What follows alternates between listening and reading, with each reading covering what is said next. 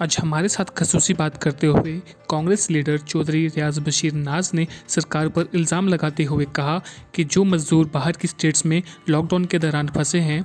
सरकार की तरफ से उनकी कोई भी मदद नहीं की गई और लॉकडाउन के दौरान लोगों से घर में ही रहने की अपील की। और मज़ीद क्या कहा, आइए देखते हैं। देखिए जनाब, जहाँ तक कोरोना वायरस का ताल्लुक है तो ये रब्बुल आलमीन की तरफ से ही कुछ इस वक्त दुनिया पे ऐसी वबा आई है कि जिसका कोई इलाज भी अभी तक नहीं आया है। और पूरी दुनिया जब से दुनिया बनी है पहली बार जो है वो बिल्कुल बंद है। तो मेरी रब्बुल आलमीन से यही दुआ है कि अल्लाह पाक हमें इस वबा से जो है वो जल्द अज जल्द निजात दे और दुनिया फिर से एक बार अपने रफ्तार में वापस आ जाए। जहाँ तक ताल्लुक़ है कि आज के इस मुश्किल वक्त में, इस मुश्किल दौर में जो एक दूसरे की मदद हम लोग कर रहे हैं या जो NGOs कर रही हैं,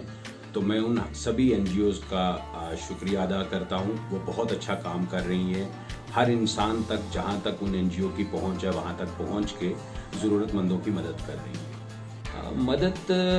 अल्लाह पाक ही करने वाला है। बाकी हम सारे जो भी लोग काम कर रहे हैं वो एक ज़रिया हैं। हमारी पूरी कोशिश है, हमारे साथियों की पूरी कोशिश है। हमारी बहुत सी NGOs जो हैं हमारे दोस्तों ने बनाई हैं, उनमें हम भी शाना बशाना काम कर रहे हैं और हम गांव जाके उन लोगों को जो मुश्तिक हैं उनको वहाँ पे राशन दे रहे हैं, दवाइयाँ दे रहे हैं और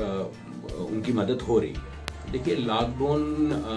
के सिवाय हमारे पास कोई ऐसा दूसरा चारा ही नहीं है कि जिस तरीके से हम इस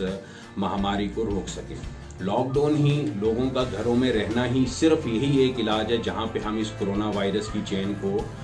तोड़ सकते हैं। ये लॉकडाउन, जहां तक मेरी समझ का ताल्लुक है, जहां तक मैं समझता हूं कि लॉकडाउन बहुत ज़रूरी चीज़ है। जो भी हमारे मुल्क के प्रधानमंत्री ने ये लॉकडाउन का ऐलान किया है, उनकी जगह कोई दूसरा भी प्रधानमंत्री होता तो शायद इसके सिवाय हमारे पास कोई दूसरा चारा नहीं होता, क्योंकि पूरी दुनिया में सिर्फ इस वक्त एक ही रेमेडी है। वो रेमेडी इस बीमारी को लेके लॉकडाउन है। लॉकडाउन कोई खुशी से नहीं हो रहा है। ये लॉकडाउन इस वक्त एक वक्त की ज़रूरत है, वक्त की मजबूरी है, जिसमें हमें लॉकडाउन करके ही इस कोरोना वायरस की चेन को तोड़ना है और इस महामारी से बचना है। अब आगे ये लॉकडाउन बढ़ना चाहिए या नहीं बढ़ना चाहिए, ये सिर्फ मैसर करता है इस बीमारी पे कि इन लॉकडाउन के दौरान में कितने नए केसेस हमारे पास आए हैं, कितने लोग ठीक हो चुके हैं, और उसी के दारोमदार पे ये लॉकडाउन आगे बढ़ भी सकता है या लॉकडाउन ख़त्म भी हो सकता है। लेकिन जहाँ तक मेरी समझ ये कह रही है कि लॉकडाउन एक अच्छी चीज़ है, लॉकडाउन ठीक है। लॉकडाउन रह के लोगों को घरों में रहना चाहिए, अपनी जान के साथ साथ दूसरे लोगों की जान का भी तहफ़्फ़ुज़ करना चाहिए। देखिए सर, जहाँ तक कोरोना वायरस से लड़ने की एडमिनिस्ट्रेशंस की तैयारियां हैं, तो एडमिनिस्ट्रेशंस भी अपनी तरफ से पूरी कोशिश कर रही हैं। लेकिन जो ये लॉकडाउन हुआ है, ये एक सडन लॉकडाउन है। यहाँ पे सरकार को भी इन सब लॉकडाउन से लड़ने की या इस लॉकडाउन के बाद जो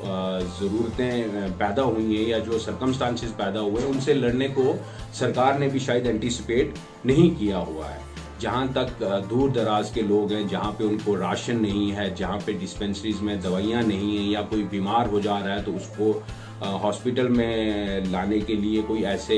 ज़रिए मौजूद नहीं हैं, जिनकी वजह से लोगों को जो दूर दराज रहते हैं उनको दिक्कतें पेश आ रही हैं। अभी 2 महीने का राशन जो लोगों को मिला है, उसमें भी सरकार ने पहले कहा था कि वो फ्री ऑफ कॉस्ट होगा, लेकिन अब सुनने में आया है कि वो फ्री ऑफ कॉस्ट नहीं था। लेकिन जितने भी हमारे यहाँ के लोग हैं, वो सबसे ज़्यादा जो हैं वो मजदूरी पेशा लोग हैं, वो दिहाड़दारी वाले हैं, सुबह कमाते हैं और शाम को खाते हैं। पिछले 1 महीने से लॉकडाउन की वजह से वो लोग घरों के बाहर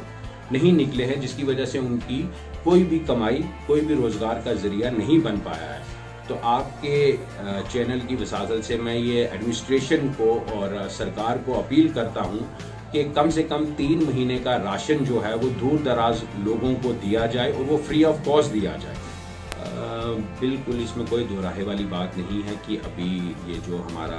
एग्रीकल्चर सीजन है वो स्टार्ट होने वाला है या स्टार्ट हो चुका है। इनफैक्ट लोगों को अभी अपने खेतों में काम करने की इजाज़त नहीं है। अगर वो काम नहीं करेंगे तो वो आने वाले 2-4 महीनों में मकई कहाँ से खाएंगे, वो चावल कहाँ से आएंगे, या वो चावल की खेती कैसे कर पाएंगे। इन सब चीज़ों को लेके मेरी इंतज़ामिया से और मेरी गवर्नमेंट से यही एक अपील है कि चंद लोगों को गांव में ऑल्टरनेट बेसिस पे एक दूसरे के खेतों में काम करने की इजाज़त दी जाए, उनको अपने गांव में ट्रैक्टर वगैरह ले जाने की इजाज़त दी जाए, जहां पे वो अपनी ज़मीनों को फिर से आबाद कर सकें। उनको फ्री बीज जो है वो मुहैया करवाए जाएं, क्योंकि कई जगहों पर हमें ये शिकायत आई भी कि बीजों के दाम जो हैं वो काफ़ी उनकी ब्लैक मार्केटिंग हो रही है। तो लिहाजा यही डिस्ट्रिक्ट एडमिनिस्ट्रेशन से और मरकज़ी सरकार से और रियासती जो हुक्मरान हैं उनसे यही गुजारिश है कि इन पे एक चेक एंड बैलेंस रखा जाए, और जितनी भी ये एग्रीकल्चर की ज़रूरत है इस वक्त किसानों को, वो ज़रूरत उनके डोर स्टेप पे जाके उनको मुहैया करवाई जाए, ताकि वो आने वाले इस खेती बाड़ी के सीज़न में अपनी खेती बाड़ी कर सकें और अपने लिए अनाज उगा सकें। इसमें यह है कि इसमें कोई शक नहीं है कि हमारे हज़ारों की तादाद में हमारे मजदूर भाई जो पिछले 4-5 महीने 6 महीने से बाहर की रियासतों में अपनी रोज़ी रोटी कमाने गए हुए थे, और अचानक लॉकडाउन की वजह से वो वहीं पे फंस गए हैं, चाहे वो हिमाचल में हो, उत्तराखंड में हो, कोलकाता में हो, मुंबई में हो, या हिंदुस्तान के किसी दूसरे कोना में हो। इस वक्त वो लोग बहुत मुश्किलों का सामना कर रहे हैं वहाँ पे, क्योंकि जहाँ तक हमारा बस चल सका, हमारे जो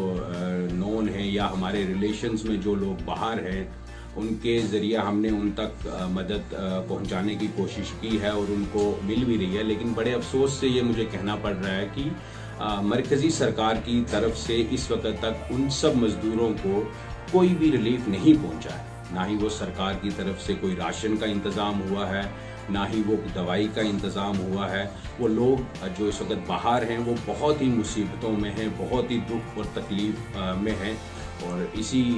वजह से मैं मरकज़ी सरकार से ये अपील करता हूँ कि वो अपनी पर्टिकुलर स्टेट की एडमिनिस्ट्रेशंस को ये डायरेक्शंस दें कि जो भी मज़दूर तबका के लोग फंसे हुए हैं, चाहे वो जम्मू कश्मीर के हों, बिहार के हों, या किसी दूसरी रियासत के किसी दूसरी रियासत में फंसे हुए हों, उनको जल्द अज जल्द राशन, दवाइयाँ और बाकी ज़रूरत की चीज़ें जो हैं वो उनके जहाँ पे वो रह रहे हैं वहाँ पे उनको वो मुहैया करवाएं। पिछले काफ़ी दिनों से हम सरकार को ये अपील कर रहे हैं, सरकार को हमने मेल्स भी करी हैं, हमने अपनी आवाज़ भी उन तक पहुंचाई है कि कोई एक ऐसा मैकेनिज़्म तैयार करें जिसकी वजह से जितने भी बाहर के जो ये लोग फंसे हुए हैं, लेबर क्लास के या दूसरे, उनको अपने अपने घरों में पहुंचा दिया जाए। उसमें चाहिए अपनी पर्टिकुलर स्टेट में अपने स्टेट ट्रांसपोर्टेशन जो इनका है उसको इस्तेमाल में लाएं, क्योंकि लिस्ट तो बन चुकी है, कितने लोग किस स्टेट के किस जगह हैं, किस शहर किस गांव में काम कर रहे हैं, वो सारी लिस्ट, वो सारे नाम, वो सारे फ़ोन नंबर्स सभी स्टेट्स की एडमिनिस्ट्रेशन के पास पहुंच चुके हैं। पर्टिकुलर जो हमारी स्टेट के लोग बाहर हैं, हमारे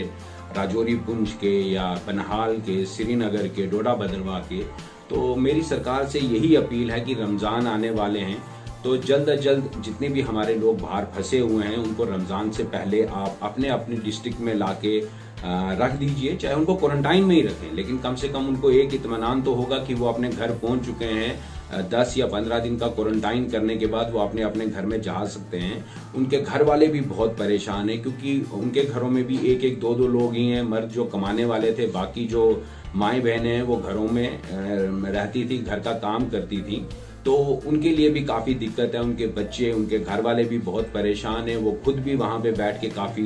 परेशानियों से और मुसीबतों से जूझ रहे हैं। तो लिहाजा ये मरकज़ी सरकार से और जितनी भी रियासत की दूसरी सरकारें हैं उनसे मेरी ये गुजारिश है